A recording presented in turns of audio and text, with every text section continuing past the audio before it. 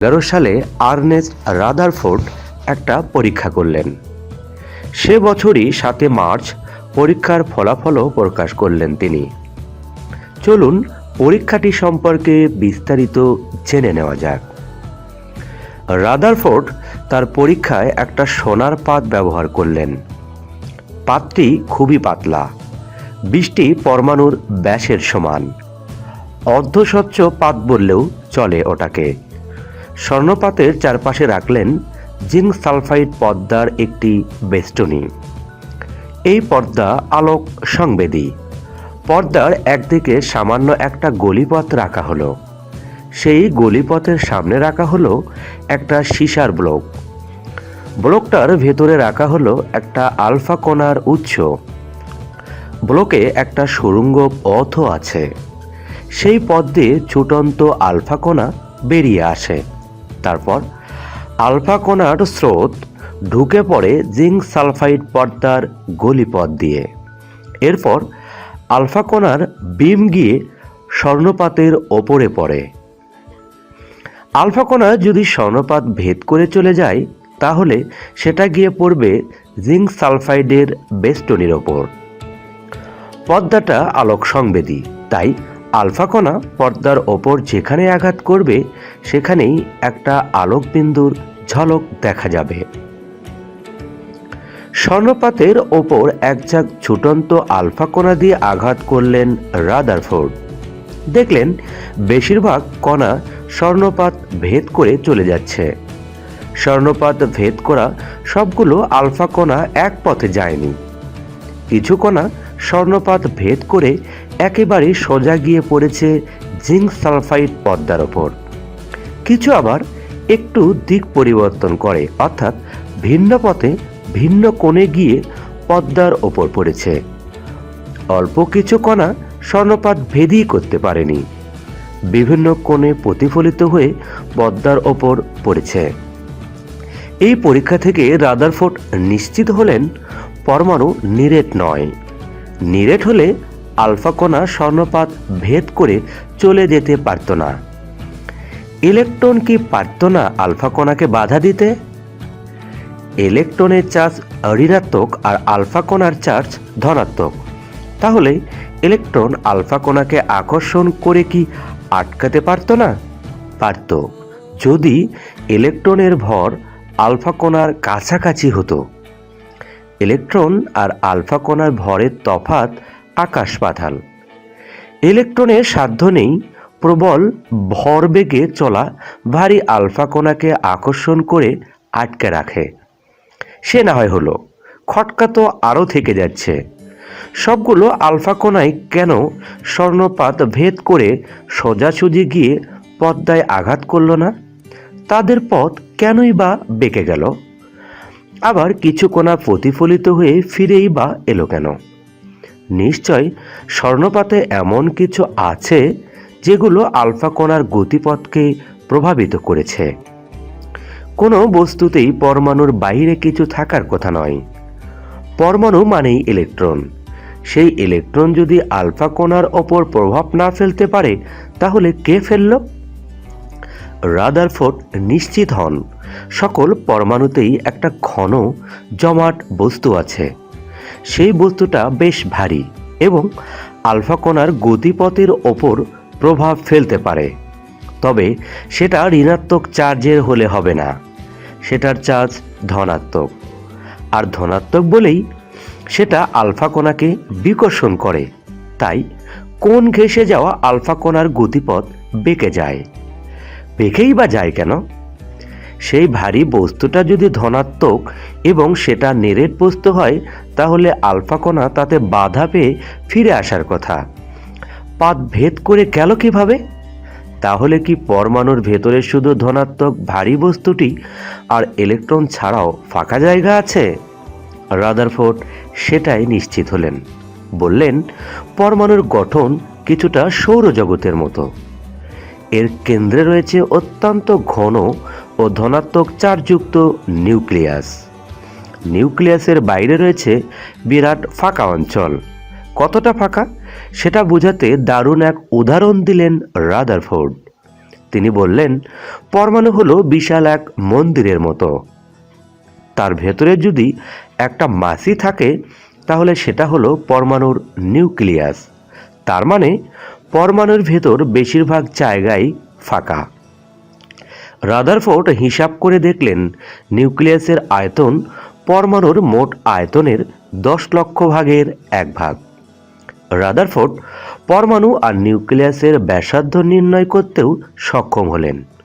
পরমাণুর ব্যাস পেলেন 10⁻⁻10 মিটার আর নিউক্লিয়াসের ব্যাস পেলেন 10⁻⁻14 মিটার। তার হিসাব অনুযায়ী আয়তনে যত নগণ্যই হোক, পরমাণুর প্রায় সবটুকু ভর দখল করে থাকে নিউক্লিয়াস। ইলেকট্রনের ভর এত নগণ্য, পরমাণুর মোট ভরের তুলনায় সেটা কিছুই নয়। রাদারফোর্ড আরও বললেন, নেগেটিভ চার্জযুক্ত ইলেকট্রন পজিটিভ চার্জযুক্ত নিউক্লিয়াসকে কেন্দ্র করে ঘুরছে। নিউক্লিয়াসকে কেন্দ্র করে ঘুরতে থাকা ইলেকট্রনের গতি প্রকৃতি অনেকটা আমাদের সূর্যকে কেন্দ্র করে ঘুরতে থাকা গ্রহগুলোর মতোই। তাই রাদারফোর্ডের পরমাণু মডেলকে সোলার সিস্টেম অ্যাটম মডেলও বলা হয়। পার্থক্য হলো সূর্য ও তার গ্রহগুলোর মধ্যে মহাকর্ষ বল ক্রিয়া করে, আর নিউক্লিয়াস আর ইলেকট্রনগুলোর মধ্যে ক্রিয়া করে তড়িৎ চুম্বকীয় বল। রাদারফোর্ডের পরমাণু মডেল প্রশংসিত হতে লাগলো বিজ্ঞানী মহলে। এই মডেল থেকে পরমাণুর ব্যাখ্যা পাওয়া গেল তড়িৎ নিরপেক্ষতার বিষয়ে। পরমাণুর কেন্দ্রে থাকে ধনাত্মক চার্জযুক্ত নিউক্লিয়াস, তাকে কেন্দ্র করে ঘোরে ঋণাত্মক চার্জযুক্ত ইলেকট্রন। ধনাত্মক আর ঋণাত্মক চার্জ পরস্পরকে প্রভাব কাটাকাটি করে দেয়, এই জন্যই পরমাণু চার্জ নিরপেক্ষ। কিন্তু বেশি দিন প্রশংসার বৃষ্টিতে ভিজতে পারল না রাদারফোর্ডের পরমাণু মডেলের। বেশ কিছু ত্রুটি বেরিয়ে এলো এই মডেল থেকে। ত্রুটিটা কি?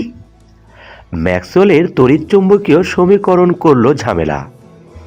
ম্যাক্সওয়েল বলেছিলেন, কোনো চার্জযুক্ত কণা সুষম বেগে চললে তখন কোনো তড়িৎচুম্বকীয় তরঙ্গ বিকিরণ করে না, কিন্তু যদি সেই কণা ত্বরিত হয় কিংবা প্রতি মুহূর্তে দিক বদলায় তখন তড়িৎচুম্বকীয় তরঙ্গ বিকিরণ করে। তড়িৎচুম্বকীয় তরঙ্গ বিকিরণ করার ফলে কিছুটা শক্তি হারায় চার্জিত কণা। রাদারফোর্ডের মডেলে ইলেকট্রনের ঘূর্ণনের কথা বলা হয়েছে।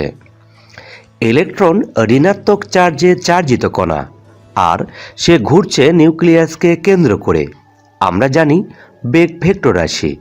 প্রতি মুহূর্তে বেগের পরিবর্তন ঘটার হারকে ত্বরণ বা মন্দন বলে।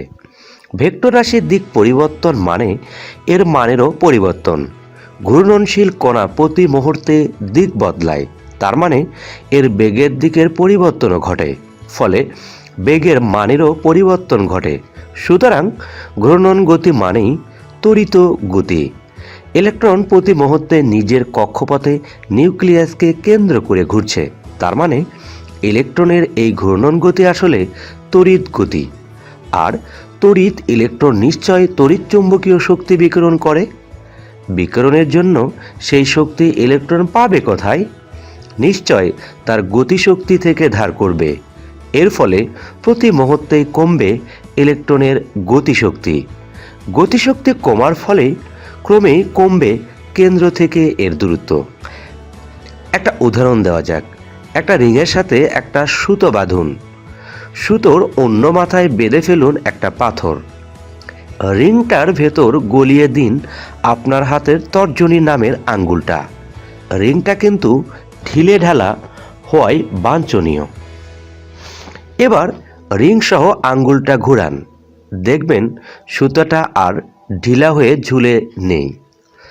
তখন সেটা সোজা হয়ে শূন্যে ঘুরবে, পাথরের টুকরাটার সাথে নিয়ে মাটির সাথে সমান্তরালে।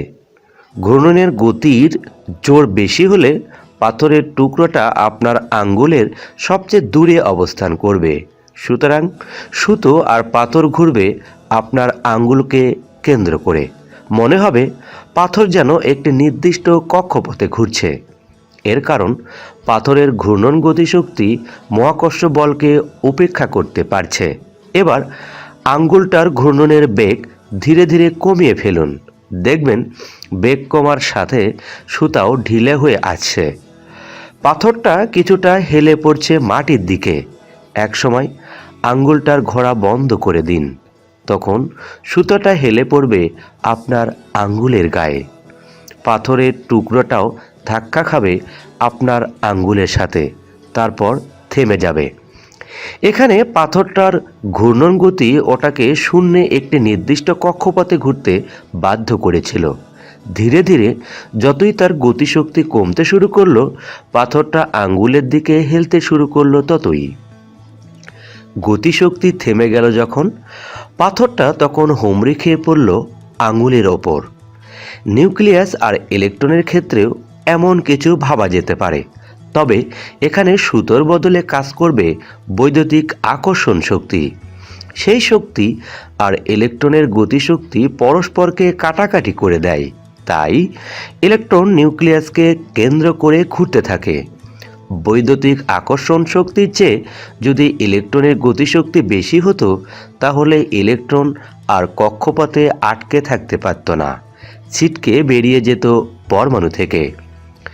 গতিশক্তি অনবরত কমতে থাকলেই বা সে নিজের কক্ষপথে ঘুরবে কেন? তখন বৈদ্যুতিক আকর্ষণ শক্তি তার ওপর প্রভাব ফেলবে এবং ইলেকট্রন নিউক্লিয়াসের দিকে কিছুটা এগিয়ে যাবে, অর্থাৎ কমে যাবে ইলেকট্রনের কক্ষপথের ব্যাসার্ধ।